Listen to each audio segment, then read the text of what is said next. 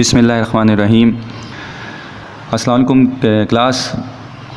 आज का जो हमारा लेक्चर है वो है हेल्थ एंड फिटनेस कंपोनेंट्स।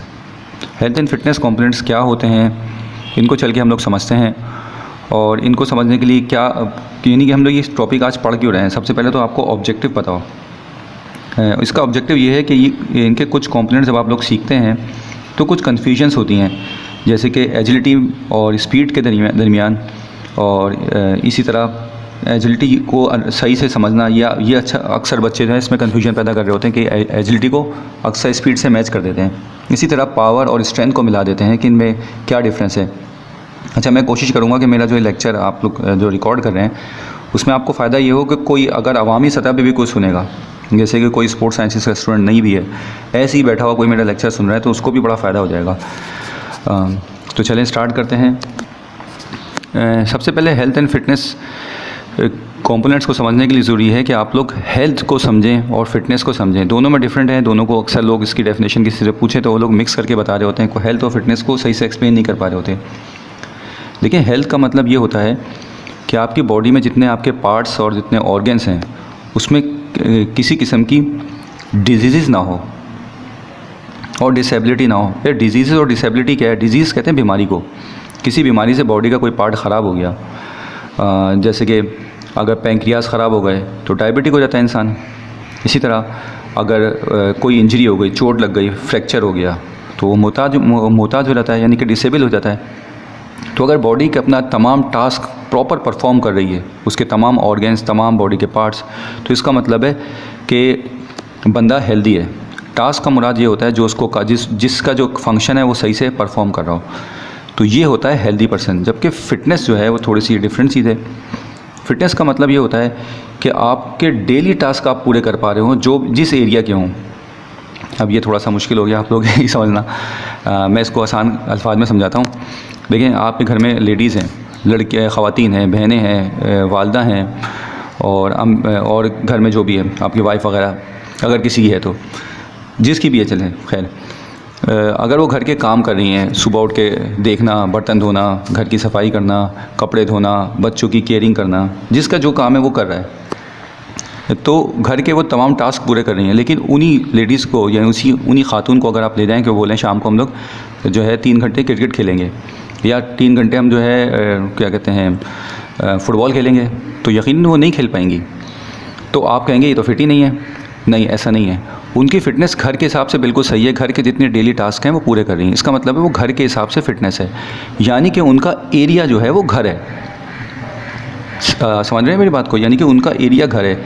इसी तरह किसी एथलीट को कोई अगर क्रिकेटर है, कोई अगर बॉक्सर है, उसको घर में लाके बोलो भाई तुम्हें बच्चे संभाल लें पूरे दिन और घर में बर्तन भी धोने हैं, खाना ही पकाना है, तो यकीनन वो सही से नहीं कर पाएगा। कोई ना कोई इसमें मिस्टेक्स होंगी। क्यों?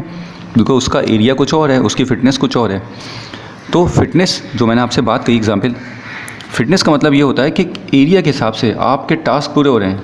इसी तरह बिज़नेसमैन की फ़िटनेस कुछ और होगी। वो अपना यकीनन अपनी फ़िटनेस प्रॉफिट के ऊपर देखेगा। अगर कोई बिज़नेस का स्टूडेंट है, वो भी मेरा लेक्चर सुन रहा है, तो उसको बिज़नेस फ़िटनेस समझ में आना शुरू हो जाएगी कि बिज़नेस में फ़िटनेस क्या होगी।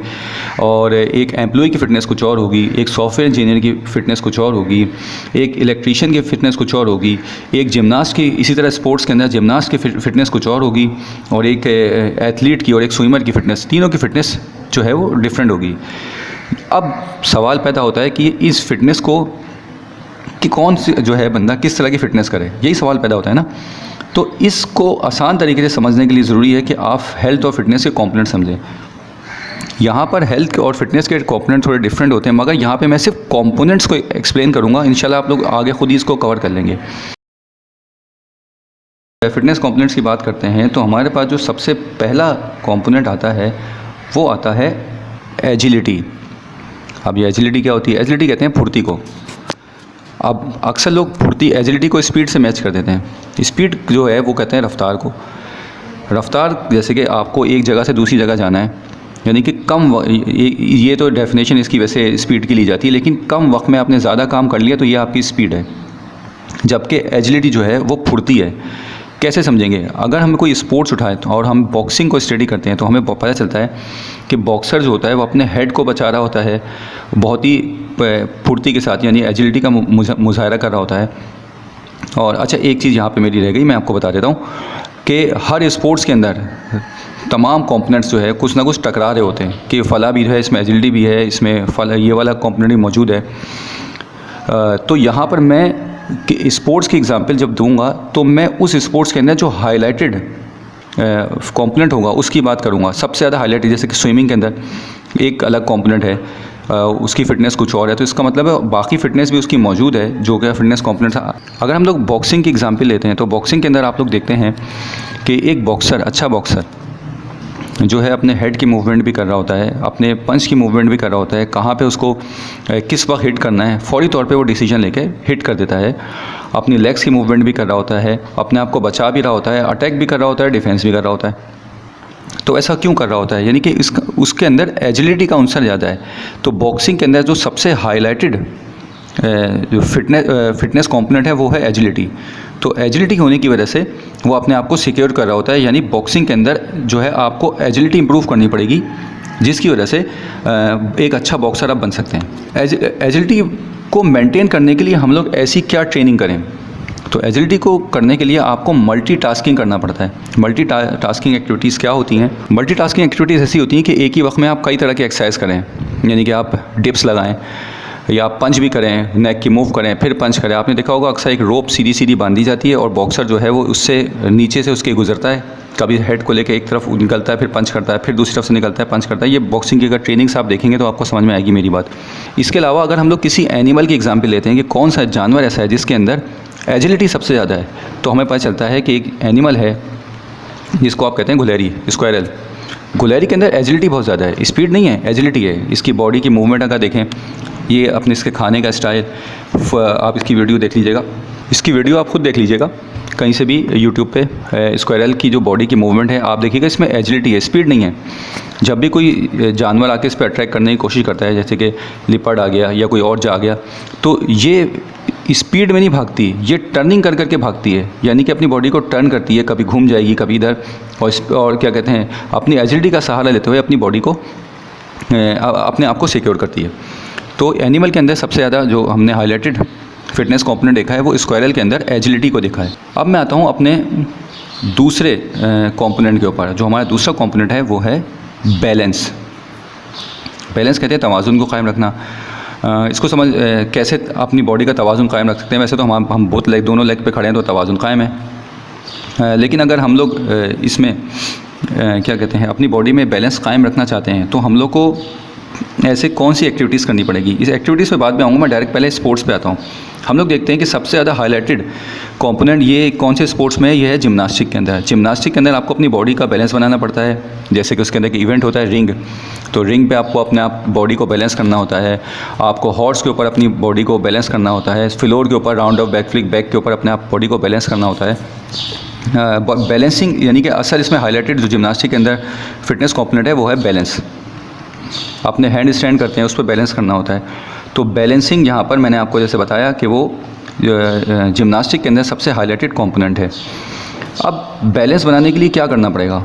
कोई एथलीट अगर चाहता है उसकी बॉडी में बैलेंस हो तो उसके वैसे तो कोई जिम्नास्टी आपको बता सकता है इसमें कौन कौन सी एक्सरसाइज होंगी, लेकिन अगर कोई आदमी अपनी बॉडी के अंदर बैलेंस बनाना चाह रहा है तो उसको चाहिए कि होल्डिंग एक्सरसाइज करें, लटकना, इसके अलावा हैंड स्टैंड, हाथों पे खड़ा होना, और जंप्स करके ऊंची जगह से हल्की फुल्की जंप्स करके अपने आप को एक ही जगह पे रोकना।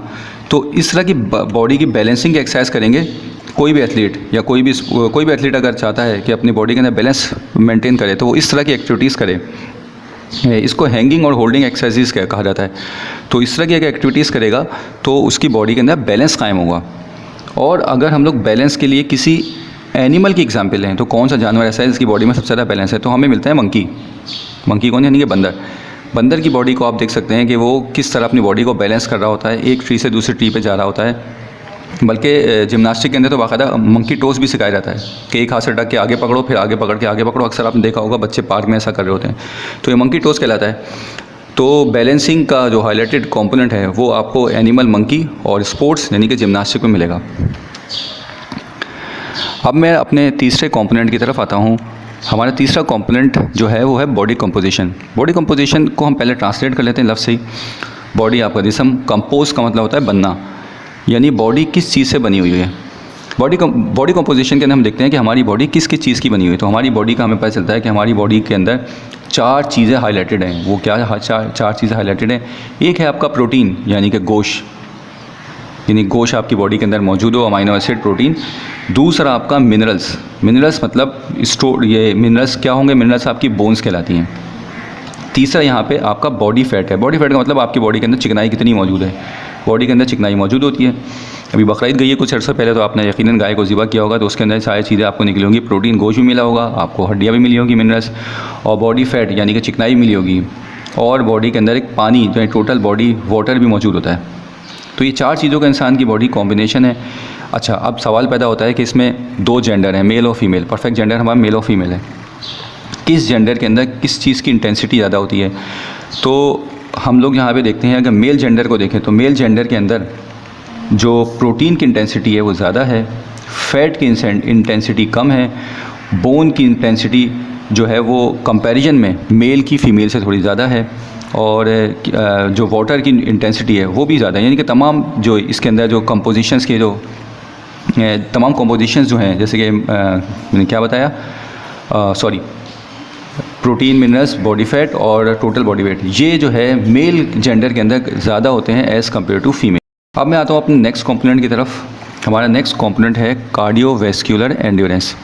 कार्डियोवैस्कुलर एंड्योरेंस की जब भी बात आएगी तो समझ लें ऐसी एक्टिविटी जिससे आपका दिल स्ट्रांग हो रहा हो। अगर आप किसी ऊंचाई पे चढ़ते हैं, क्लाइंबिंग करते हैं या सीढ़ी, या तो आपको पता चलेगा आपके दिल के ऊपर लोड आ रहा है। आप 4 फ्लोर चढ़ लें, आपके दिल पे लोड आना शुरू हो जाएगा, दिल तेज़ से धड़केगा। या फिर किसी एल्टीट्यूड पे जाएंगे तो आपका दिल तेज़ से धड़कना शुरू हो जाएगा। तो यानी कि अगर आपको किसी स्पोर्ट्समैन को अपनी बॉडी के अंदर कार्डियोवैस्कुलर स्ट्रॉन्ग करना है तो एल्टीट्यूड एक्टिविटीज़ करें, यानी ऊंचाई पे चढ़े, क्लाइंबिंग करें, तो उसका कार्डियोवैस्कुलर स्ट्रॉन्ग होगा। और इसके साथ अगर हम लोग स्पोर्ट्स की बात करें तो सबसे हाईलाइटेड ये जो कंपोनेंट है आपका कार्डियोवैस्कुलर, ये किस स्पोर्ट्स के अंदर हाईलाइटेड है? तो वो है स्विमिंग है, और एक तो बाकायदा स्पोर्ट्स क्लाइंबिंग भी है, पहाड़ों पर चढ़ना वगैरह। इसमें ये सबसे ज़्यादा हाईलाइटेड कंपोनेंट आपका देखने को मिलता है। अब अगर एनिमल की एग्जांपल लें कि कौन सा एनिमल ऐसा है जिसका कार्डियोवैस्कुलर सबसे ज़्यादा स्ट्रॉन्ग हो, तो हमें मिलता है बर्ड्स के अंदर ईगल जो है वो बहुत हाई एल्टीट्यूड पे जाके उड़ना शुरू करती है, और जहाँ पे ऑक्सीजन की इंटेंसिटी भी तकरीबन 10% कम होती है, उस लेवल तक पहुँच जाती है, और वहाँ जाके भी इसके दिल के ऊपर कोई लोड नहीं आ रहा होता। तो इसकी बॉडी के अंदर जो हाईलाइटेड कॉम्पोनेंट है वो है कार्डियोवैस्कुलर।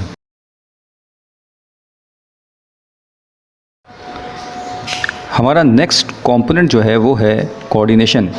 कोऑर्डिनेशन को अगर आप लोग डेफिनेशन के हिसाब से देखें तो इसकी सबसे आसान डेफिनेशन ये है, the ability to use different parts of the body together smoothly and इफ़िशिएंटली।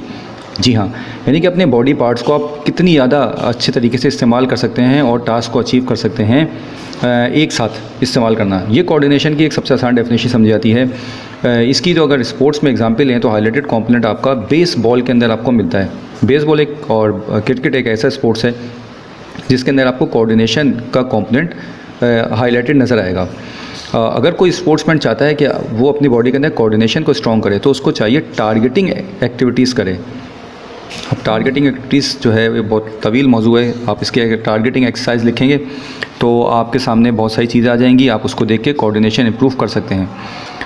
अगर हम लोग इसकी एग्जांपल लें एनिमल के अंदर तो हमें स्नेक मिलता है। स्नेक के अंदर कोऑर्डिनेशन बहुत ज़्यादा पाया जाता है। उसकी बॉडी के अंदर वो अपनी बॉडी के अंदर कोऑर्डिनेशन ही कर सकता है, क्योंकि उसकी बॉडी जो है वो एक जिस तरह की उसकी बॉडी है तो उसमें कोऑर्डिनेशन का अंसर ज़्यादा होता है। इसके बाद जो हमारा कंपोनेंट आ रहा है वो है मस्कुलर एंड्योरेंस। मस्कुलर एंड्योरेंस अगर आप देखें तो आपके मसल्स के अंदर इतनी बर्दाश्त मौजूद है, यानी एंड्योरेंस तो कहते ही बर्दाश्त को हैं कि बर्दाश्त मौजूद है, और उसको यानी कितनी देर तक वो यूटिलाइज़ कर सकता है अपने मसल्स को। इसकी मिसाल अगर हम स्पोर्ट्स में देखें तो हमें साइकिलिंग मिलती है। साइकिलिंग में हार्ट पे तो लोड आ रहा होता है, यानी कि आप यहाँ पे कह सकते हैं कार्डियो का भी है, लेकिन यहाँ पे जो हमें साइकिलिंग के अंदर जो हाईलाइटेड कंपोनेंट है वो मस्कुलर एंड्योरेंस है।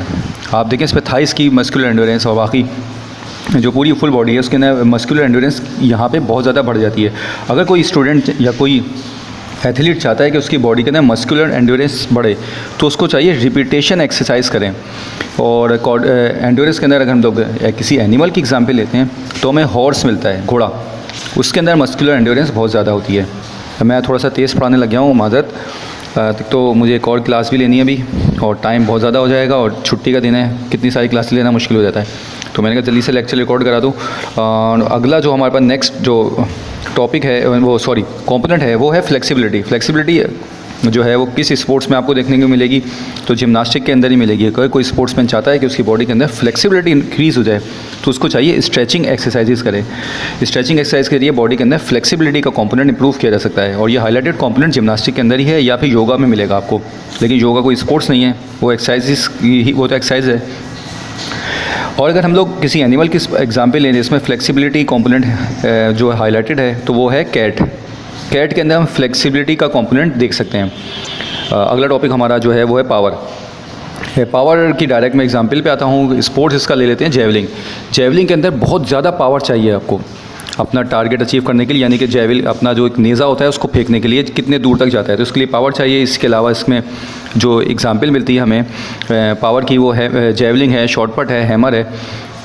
तो ये एग्जाम्पल्स हमें पावर के अंदर मिलती है स्पोर्ट्स की। इन स्पोर्ट्स के अंदर जो पावर का कंपोनेंट है वो हाईलाइटेड है। एनिमल के अंदर एलिफेंट को ले लीजिए, एलिफेंट के अंदर पावर ही ज़्यादा है। अगर कोई स्पोर्ट्समैन चाहता है कि अपनी बॉडी के अंदर पावर का कंपोनेंट स्ट्रॉन्ग करे, तो उसको चाहिए ओवरलोडिंग एक्सरसाइज करे। ओवरलोडिंग का मतलब यहाँ पर ये नहीं है कि मसल्स पे आपने इतनी एक्सरसाइज हैवी वेट लेके ओवरलोड कर दिया है और वो उसको डैमेज कर दिया है। ओवरलोड का मतलब है कि मैक्सिमम लिमिट तक आप कहाँ तक जा सकते हैं वेट के, उसकी ट्रेनिंग कर सकते हैं। तो इस तरह करके बॉडी के अंदर पावर का जो कंपोनेंट है उसको स्ट्रॉन्ग बना सकता है कोई भी एथलीट, जो भी कोई चाहे। कोई नॉर्मल आदमी भी इसको बना सकता है अगर वो चाहे तो, पावर का कंपोनेंट को स्ट्रॉन्ग करना। भाई ये आप जो रिकॉर्ड कर रहे हैं ना, इसकी ऑडियो मुझे भी भेज दीजिएगा आप, जो भी आप रिकॉर्ड कर रहे हैं। मैं अपने चैनल पे हो सकता है इसको अपलोड कर दूं टाइम मिला तो, वरना आप जो भी आप कर रहे हैं जैसे भी। नेक्स्ट कंपोनेंट है हमारा रिएक्शन टाइम। रिएक्शन टाइम की डायरेक्ट हम एग्जाम्पल पे आ जाते हैं। टाइम थोड़ा शॉर्ट है। स्पोर्ट्स में अगर आते हैं तो टेबल टेनिस के अंदर हम देखते हैं रिएक्शन टाइम कितना ज़्यादा है, कैसे रिएक्ट कर रहा है, फ़ौरन उस पर डिसीजन लेना होता है, बॉल कभी इधर कभी उधर। हमें उसके यानी कि हाईलाइटेड, इसमें वैसे टेबल टेनिस के अंदर एजिलिटी का भी आंसर है, लेकिन जो हाईलाइटेड कंपोनेंट है इसके अंदर वो रिएक्शन टाइम है। बॉल को फ़ौरन हिट करना होता है। अगर कोई स्पोर्ट्समैन चाहता है कि अपनी बॉडी के अंदर रिएक्शन टाइम को इन्हांस करे, तो उसको चाहिए डिसीजन मेकिंग करे, डिसीजन मेकिंग एक्सरसाइज करे। डिसीजन मेकिंग एक्सरसाइज क्या होता है, फ़ौरन डिसीजन लेना होता है कि अब क्या करना है, अब क्या एक्शन लेना है। तो जिसका डिसीजन मेकिंग जो है बॉडी के मूवमेंट के हिसाब से स्ट्रॉन्ग होगा, उसका रिएक्शन टाइम इम्प्रूव हो जाएगा। रिएक्शन टाइम के अंदर हमने जो एग्जांपल लेनी है वो हाउस फ्लाई की लेनी है। हाउस फ्लाई घर की मक्खी को आप देखें, उसका रिएक्शन टाइम बहुत स्ट्रॉन्ग होता है। जहाँ कहीं स्मेल आती है फ़ौरन पहुँच जाती है, फ़ौरन रिएक्ट उस पर करती है।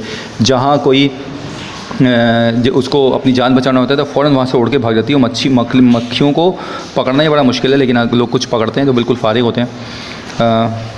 बल्कि ये तो एक जापान में तो खेल है, एक स्पोर्ट अपनी बॉडी के अंदर एजिलिटी को इन्हांस करके मक्खियों को डंडियों से पकड़ना है। मैंने इसकी एक वीडियो देखी थी किसी ज़माने में। खैर छोड़ें, इस पर हम आगे चलते हैं। अगला जो हमारा कंपोनेंट है वो है स्ट्रेंथ। स्ट्रेंथ निकला है स्ट्रॉन्ग से। स्ट्रॉन्ग कहते हैं मजबूती को। तो मजबूती आपकी उस वक्त होगी जब आप कोई भी वो रिपीटेशन एक्सरसाइजेस करें मुसलसल। अगर रिपीटेशन एक्सरसाइज करते रहेंगे तो आपके बोन्स की इंटेंसिटी, मसल्स की इंटेंसिटी स्ट्रॉन्ग हो जाती है और बॉडी के अंदर यानी कि स्ट्रेंथ आपकी इंप्रूव कर जाती है। खैर, इसके हिसाब से अगर हम लोग कोई स्पोर्ट्स लें तो हमें मिलता है पावर लिफ्टिंग। पावर लिफ्टिंग एक ऐसा गेम है जिसके अंदर बहुत हैवी वेट उठाया जाता है और उसको एक जगह से दूसरी जगह लेके जाया जाता है, या फिर उसको होल्ड करना होता है, या फिर बिल्कुल अपने हेड्स के लेवल से ऊपर ले जाना होता है। तो ये स्ट्रेंथ की एक जो हाईलाइटेड कंपोनेंट है स्ट्रेंथ का, वो पावर लिफ्टिंग के अंदर देखने को हमें ज़्यादा मिलता है। अगर कोई एथलीट चाहता है कि उसकी बॉडी के अंदर स्ट्रेंथ बढ़ जाए तो उसको चाहिए कोई हैवी वेट को होल्ड करके वो पकड़े, वेट्स को होल्ड करके पकड़े, तो उसकी बॉडी के अंदर स्ट्रेंथ आएगी, या रिपीटेशन करे। स्ट्रेंथ के अंदर अगर कोई एग्जांपल हम लोग एनिमल की लेना चाहें तो आप देखें टर्टल का जो शेल है वो उसकी स्ट्रेंथ बहुत ज़्यादा है, बहुत ही ज़्यादा स्ट्रॉन्ग है। उस पर कितना ही वेट रख दिया जाए वो टूटता नहीं है। तो स्ट्रेंथ ज़रा सा स्ट्रॉन्ग से निकला है, तो इसको पावर के साथ मिक्स ना करें। पावर जो है एक डिफरेंट चीज़ है। तो यहाँ पे स्ट्रेंथ का जो कंपोनेंट है वो कंप्लीट हुआ। हमारा लास्ट कंपोनेंट है स्पीड। स्पीड बढ़ाने के लिए आपको ज़रूरी है, ये तो बहुत आसान कंपोनेंट है इसको समझाना। स्पीड को अक्सर एजिलिटी के साथ मिक्स कर दिया जाता है, लेकिन स्पीड थोड़ी डिफरेंट चीज़ है। पहले मैं इसका स्पोर्ट्स बता देता हूँ। स्पीड का जो स्पोर्ट्स है वो है स्प्रिंटिंग, 100 मीटर रेस। इससे यहाँ पे आप अपनी स्पीड बढ़ा सकते हैं। इस टारगेट के हिसाब से यहाँ पे हाईलाइटेड कंपोनेंट स्पीड ही है इन स्पोर्ट्स के अंदर, जिसमें भागना वागना ज़्यादा होता है। अगर कोई स्पोर्ट्समैन चाहता है कि उसकी बॉडी के अंदर स्पीड को इन्हांस कर दिया जाए, बढ़ा दिया जाए, तो उसको चाहिए सबसे पहले वो बेसिक से स्टार्ट करे, यानी वॉक करे, यानी कि चले, फिर जॉग करे, थोड़ा सा और तेज़ भागे, और लास्ट में है रनिंग करे, तो उससे उसकी बॉडी के अंदर स्पीड जो है बढ़ जाएगी। ड्रिलिंग्स के ज़रिए भी स्पीड को बढ़ाया जा सकता है, लेकिन इसमें और भी बहुत से फैक्टर्स हैं, वहाँ मैं इन्वॉल्व नहीं कर रहा। बॉडी का पोस्चर्स वगैरह भी, बाज़ औक़ात आपकी लेग्स की पोजीशन ऐसी नहीं होती, क्या कहते हैं, क्यू एंगल्स वगैरह मेंटेन नहीं होता। खैर वो मेडिकल का टॉपिक है, उसमें मैं नहीं जा रहा। स्पीड आपको यहाँ पे समझ लें कि वॉक, जॉग और रन के ज़रिए आप लोग अपनी बॉडी की स्पीड को बढ़ा सकते हैं। इसकी जो एनिमल की एग्जाम्पल मिलती है वो आपको लिपर्ड मिलता है। लिपर्ड के अंदर स्पीड बहुत ज़्यादा है, लेकिन उसके बावजूद वो अक्सर गुलहरी यानी स्क्वायरल को नहीं पकड़ पाता। क्यों नहीं पकड़ पाता, उसको शिकार क्यों नहीं कर पाता? क्योंकि गुलहरी के अंदर आपने देखा है एजिलिटी ज़्यादा होती है, वो अपनी स्पीड से एजिलिटी को नहीं पकड़ पाता। अगर आप कभी कोई इसकी वीडियो देखें उठा के स्पीड की के लिपर्ड की, तो लिपर्ड कभी भी किसी डियर के पीछे भाग रहा होगा, उसको अपना टारगेट कर रहा होगा, तो वो क्या करेगा, वो हिरन को ऐसे नहीं पकड़ेगा, उसके पीछे भागता रहेगा। हिरन अपनी स्ट्रेटेजी क्या करेगा, बार बार टर्न कर जाएगा, एजिलिटी का सहारा लेके अपने आप को बचाने की कोशिश करेगा। तो एनिमल स्टडी के ज़रिए भी आपको एक कॉम्पोनेंट समझ में आते हैं। यहाँ पे जल्दी से मैं अपना ये टॉपिक एंड करता हूँ, उम्मीद है आपको समझ में आया होगा। अच्छा, इन कॉम्पोनेंट्स को पढ़ते हैं तो हमने देखा है कि आप जब एनिमल स्टडी करते हैं तो आप देखें तमाम जानवर के अंदर कंपोनेंट्स मौजूद हैं, कि हर मैंने यहाँ कई और जानवर हैं उनके अंदर और कंपोनेंट्स मौजूद हैं, अलग अलग की चीज़ें मौजूद हैं। तो इससे आप लोगों को पता चलता है क्रिएटर का, कि बनाने वाला कौन होगा, कितना इंटेलिजेंट होगा, वो है हमारा अल्लाह रब्बुल इज़्ज़त। तो इन चीज़ों को पढ़ के भी हमारा जो आखिर में कंक्लूजन निकलता है वो हमारा रुख अल्लाह की तरफ हो जाता है। हम अल्लाह को पहचान जाते हैं कि अल्लाह मौजूद है। और देखो हर जानवर के अंदर अलग अलग तरह की स्पोर्ट्स एक्टिविटी रखी हुई है, जिसको आप स्पोर्ट्स फिटनेस कंपोनेंट कहते हैं। फिटनेस कंपोनेंट्स की एक्टिविटी दी हुई है। इसके अलावा ममता भी दी हुई है, किसी में ममता नहीं भी है। कुछ जानवर ऐसे हैं उसमें ममता है, कुछ जानवर ऐसे हैं उनमें ममता नहीं है। स्नेक के अंदर ममता नहीं है, अपने बच्चों को मार रहा होता है। और वो बिल्ले के अंदर, बिल्ले का देखा अपने बच्चे खा रहा है, उसके अंदर बप्ता नहीं है। बप्ता अगर होती है तो मुझे नहीं पता, बप्ता तो हमने खुद ही निकाला हुआ एक वर्ड है। खैर यहाँ पे मैं अपना टॉपिक एंड करता हूँ। और इन तमाम चीज़ों से भी हमारा रुख अल्लाह की तरफ जो है वो हो जाता है, और हमें समझ में आता है कि अल्लाह की मौजूदगी का पता चलता है। ये तमाम चीज़ें अल्लाह की मौजूदगी बताती हैं। इंशाल्लाह आपको मेरा ये लेक्चर पसंद आया होगा। वक्त की किल्लत की वजह से मैंने बहुत शॉर्ट कर दिया। इंशाल्लाह आपसे नेक्स्ट लेक्चर में मिलेंगे। अब जाऊँ? अच्छा, वो बोल रहे हैं, ठीक है। अगले लेक्चर में मिलेंगे। अस्सलाम वालेकुम व रहमतुल्लाह।